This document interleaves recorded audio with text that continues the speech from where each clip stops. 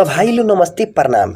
देखो लोगिन आज हम लेके आ गइल बनी खेसारी भैया के बहुत ही धमाकेदार अपडेट। तो हम चाहतनी कि ई वीडियो के मिस मत करो लोगिन।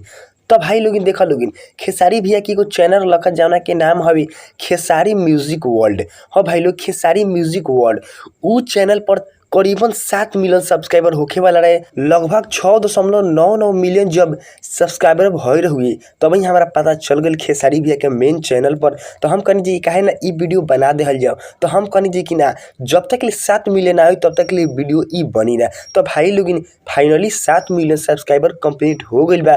तो भाई लोगिन हम चाहतनी जी कि उस चैनल के एक बार जाकर आप लोगिन चेकआउट कर लो लोगिन। और बहुत ही खुशी के बात बा जी कि वही चैनल पर से खेसारी भैया के एगो गाना रिलीज भइल बावे।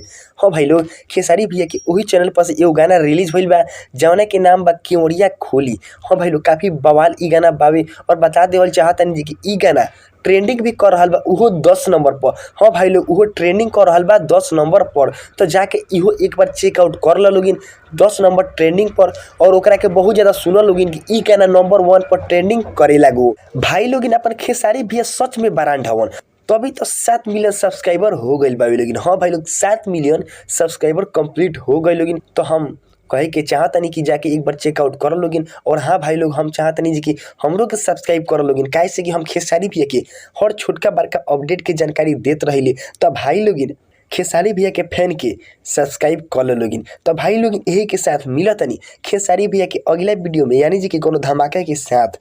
तब तक खातिर भाई लोग गुड बाय।